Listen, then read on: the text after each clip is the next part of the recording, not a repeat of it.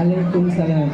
চাচা জি, আলাইকুম সালাম নয়, ওয়ালাইকুম আসসালাম বলতে হয়। বাহ, খুব সুন্দর। আজকে তোমার থেকে সালাম সঠিকভাবে শিখে গেলাম। এই তো দিনের মক্তব থেকে এটাই ফায়দা, বাচ্চারাও আলেম শিখে এবং তাদের থেকে আমরাও কিছু শিখতে পারছি। না দূর, এদের যন্ত্রণায় ঠিক মতো নামাজও পড়তে পারে না। এই তোরা মসজিদের মধ্যে এত দুষ্টুমি করিস কেন? যা বের হ, হাট হাট, যা বের হ। আর তুমি এখানে বসে রয়েছো কেন? যা বের হ। আর মসজিদের মধ্যে দুষ্টুমি করিস, এতবার নিষেধ করার পরও তোরা মসজিদের মধ্যে দুষ্টুমি করিস, যা বের হ। আর কোনোদিন যদি মসজিদের ভেতর থেকে ঘাট ধরে বের করে দেবো। এতবার নিষেধ করার পরও তোরা এসে চিল্লাচিল্লি করিস, ফাজিল ছেলে কোথাকার। ভাই, তোমার কি সমস্যা? তুমি বাচ্চাদের সাথে এমন কেন করছো? তাদেরকে বের করে দিচ্ছ কেন? তুমি জানো না ভাই, এরা মসজিদকে নিজের ঘর মনে করেছে, সারাদিন শুধু দৌড়াদৌড়ি করে। তাছাড়া আমাদের অনেকের অসুবিধা হয়। তাছাড়া বাচ্চারা এখন মসজিদে এসে ভিড় করবে কেন? কেন বাচ্চারা মসজিদে আসছে, তারা নামাজ কুরআন দিন শিখছে, এটা ভালো জিনিস না? কিন্তু এরা মসজিদে এসে ছোটাছুটি করে, হাসাহাসি করে, গল্প করে, আমাদের ডিস্টার্ব করে। হ্যাঁ, একদম ঠিক বলেছে। এরা অনেক সমস্যা করে, যত ঝামেলা মক্তবের জন্য। এতদিন মক্তব ছিল না, কোনো ঝামেলা ছিল না। এই চল সবাই, দুনিয়াতে উজিরের কাছে। উনি কি পড়াতে এসেছে পয়সা কামাতে? বাচ্চাদের কি শিখিয়েছেন চল দেখি ওনার কাছে। এই দিনিয়াতের হুজুর, এই হুজুর, তোমরা এসব কি করছো? তোমার বাচ্চারা মসজিদে নামাজিদের পরেশান করছে কেন? নামাজের সময় আওয়াজ করছে, হাসাহাসি করছে, তোমরা এই শেখাচ্ছ? তোমাদের ব্যবসা করতে এসেছে এখানে, তোমাদের ব্যবসা দিন শেখানোর নামে ফাজলামি করছো?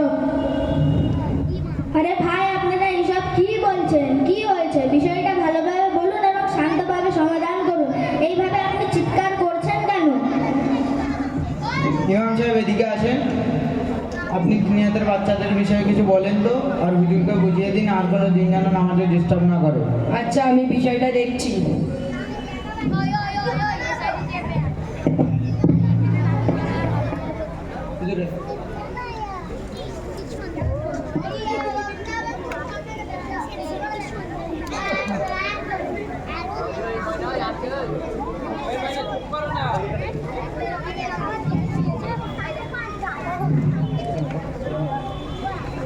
আল্লাহু আকবার, আল্লাহু আকবার, আল্লাহু আকবার।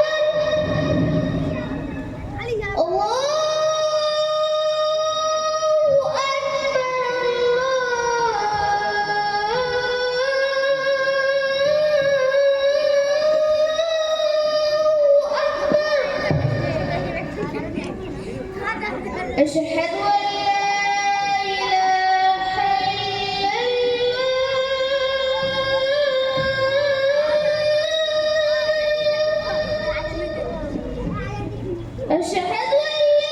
أشهد أن لا إله إلا الله.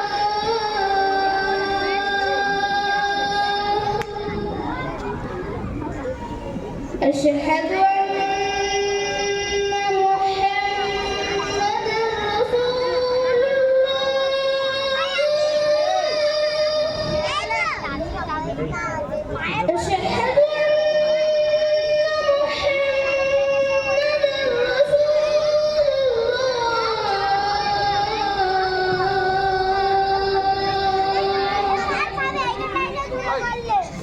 حي على الصلاة.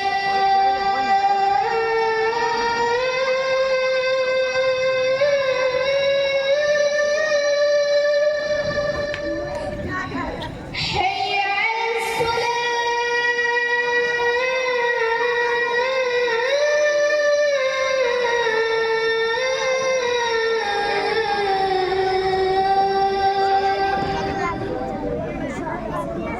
حي على الفلاح.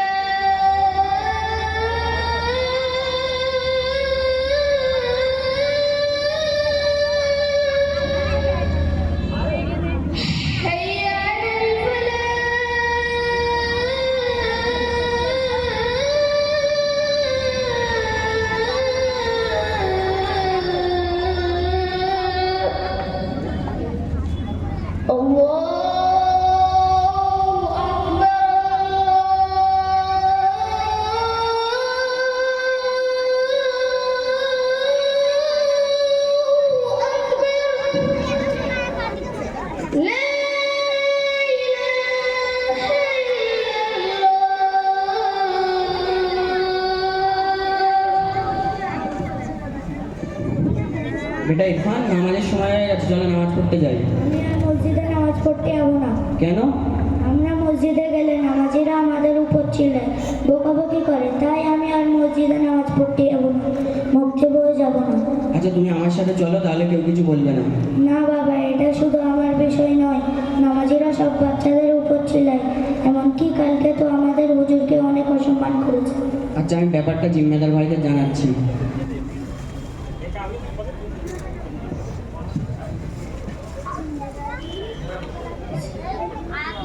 সেক্রেটারি সাহেব, বক্তব্যের বাচ্চারা নামাজের সময় বড্ড সমস্যা করে, নামাজ পড়তে অসুবিধা হয়, আপনি একটু দেখুন। এই মুয়াজ্জিন কোথায় রে? ও মুয়াজ্জিন, মুয়াজ্জিন।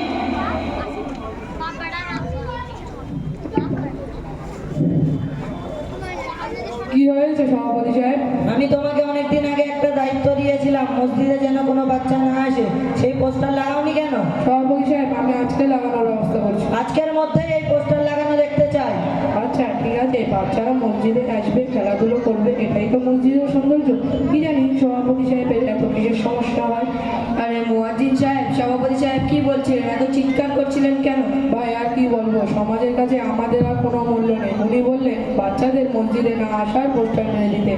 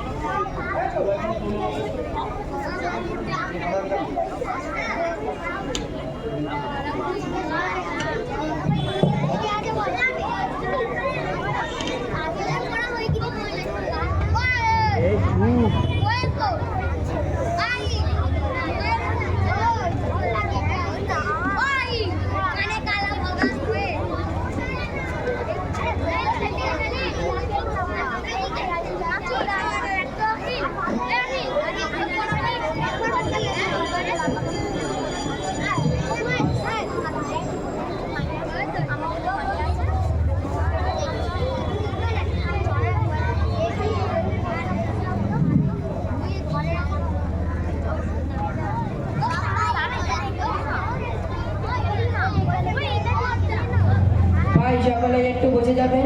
আসসালামু আলাইকুম সম্মানীয় নামাজিগণ ও মসজিদের জিম্মেদারগণ, আপনার এলাকায় একটি খুব সুন্দর আলিশান মসজিদ তৈরি হয়েছে। এর উদ্দেশ্য কি কেবল নামাজ পড়া, নাকি আর অন্য কোনো উদ্দেশ্য আছে? শুনুন, পৃথিবীতে যত মসজিদ আছে সব মসজিদে নববীর নিয়ম অনুসারে না চলে, তাহলে মসজিদ নির্মাণের উদ্দেশ্য যেটা, মসজিদে নববীর নিয়ম রাসূল সাল্লাল্লাহু আলাইহি ওয়াসাল্লাম নামাজের পরে পরে সাহাবাদের তালিম দিতেন। সুতরাং প্রত্যেক মসজিদে তালিমের ব্যবস্থা হওয়া আবশ্যক। যদি শিক্ষা ব্যবস্থা না থাকে তাহলে আমাদের সমাজের বাচ্চারা, যুবকরা ধীরে ধীরে দিন হারা হয়ে বড় হবে, এবং এরাই একটা সময় হবে আপনাদের মতো বয়সে শেষকালে মসজিদে এসে নামাজ পড়ার চেষ্টা করবে, সঠিক নামাজ আদায় করতে পারবে না, তার শরীর তার সাথ দেবে না, মাসলা না জানার কারণে ভুল নামাজ পড়বে, কোরআন ভুল পড়বে, এবং এরাই মসজিদে এসে দুনিয়ার কথা বলবে, চিৎকার করবে, গল্প করবে, ব্যবসার কথা বলবে, গীবত করবে, সমাজের দায়িত্ব ভাড়া সেরে তাকে ভুল দেশে দেখাবে। দ্বিতীয় সবথেকে বড় বিষয় হলো যুবকদের ইবাদত আল্লাহর নিকট সবথেকে বেশি পছন্দনীয়। রাসূল সাল্লাল্লাহু আলাইহি ওয়াসাল্লাম বলেন, ক্বালা সাবআতুন ইয়াজিল্লাহুমুল্লাহু ফি জিল্লাহি ইয়াওমা লা জিল্লা ইল্লা জিল্লাহুল ইমামুল আদিলু ওয়া সাব্বা নাশা ফি ইবাদাতি রাব্বিহি ওয়া রাজুলুন কলবুহু মুআল্লাকুন ফিল মাসাজিদি। কাল কিয়ামতের দিন যেখানে ছায়া থাকবে না কেবলমাত্র আল্লাহর আরশের ছায়া, সেই দিন আল্লাহ তাআলা শতজন ব্যক্তিকে নিজের আরশের নিচে ছায়া প্রদান করবেন। একজন হলো ওই যুবক যে আল্লাহর ইবাদতের মাধ্যম দিয়ে বড় হয়েছে, আর দ্বিতীয় হলো যার সর্ব মসজিদে লেগে আছে। আমাদের বাচ্চারা যদি দিন শিখে যায় এবং ইবাদতের মধ্যে দিয়ে বড় হয়ে মসজিদে উঠা বসা করে, তাহলে তারা কাল কিয়ামতের দিন আল্লাহর আরশের নিচে স্থান পাবেন। তাছাড়া তাদেরকে যদি সঠিক তারবিয়ত করতে পারি, সমাজে তাদের জন্য খুব উপকার হবে। সমাজ থেকে কুসংস্কার, বিজাতি, রীতিনীতি, হারাম লেনদেন, জ্ঞান বান্না ইত্যাদি সবকিছু মুছে যাবে। সেখানে সুশীল সমাজ গড়ে উঠবে। বাচ্চাদের আমলের সওয়াব আমরা দুনিয়া থেকে চলে যাওয়ার পরেও পেতে থাকবো। সুতরাং আমাদের সমাজের বাচ্চা আমাদের এলাকার মসজিদে এসে দিন শিক্ষা লাভ করবে, এটাই সাধারণ লজিক। তাই আমরা সকলেই খেয়াল করবো, বাচ্চাদের মসজিদে আসা মানে ভবিষ্যতে নামাজি করা।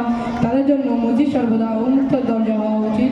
তারা যখন ইচ্ছা মসজিদে আসবে এবং যা খুশি করবে, তার জন্য শরীয়তে কোনো বাধা নেই। যে সমস্ত আদব এবং মাসলা আমরা জানি যে মসজিদ কথা বলা, অন্য কিছু কাজ করা নিষেধ। এগুলো কেবল সাবালকদের জন্য, বাচ্চাদের জন্য শরীরে কোনো বাধা নেই। তারা আজকে মসজিদে এসে খেলা করবে, কালকে নামাজি হবে, মসজিদের আদব ও সম্মান মক্তব থেকে শিখবে, তবে মসজিদে আদব করবে। আর আজকে যদি আমরা তাদেরকে মসজিদ থেকে বের করে দেই, কালকে তারা ক্লাবে ওঠা বসা করবে, নাইট ক্লাবে যাবে, সমাজের মধ্যে বিভিন্ন অশ্লীলতা, শরীয়ত পরিপন্থী কাজ শুরু হবে। আমি আমার ভুল বুঝতে পেরেছি। আজকে আমাদের হুজুরদের কথা আমার মধ্যে অনেক প্রশ্ন দূর হয়েছে। আজ থেকে আমরা প্রত্যেকেই নিয়ত করি যে আমাদের সন্তানদের নিয়মিত মক্তবে নিয়ে আসার সাথে সাথে তাদেরকে প্রত্যেক ওয়াক্তে মসজিদে নিয়ে আসবো, যাতে তারা আগামী দিনে নামাজি হয়। শুনে রাখুন, আজ যদি মসজিদে কোলাহল না শোনা যায়, বাচ্চাদের আওয়াজ যদি কানে না আসে, তাহলে ভবিষ্যৎ প্রজন্মের মুসল্লিদের ভয় করা দরকার। আপনার সন্তানকে আপনি নিজে হাত ধরে মসজিদে নিয়ে আসুন, কারণ ছোটবেলা থেকে মসজিদে আসার অভ্যাস শিশুর মনে দারুণ প্রভাব পড়বে ইনশাআল্লাহ। আসসালামু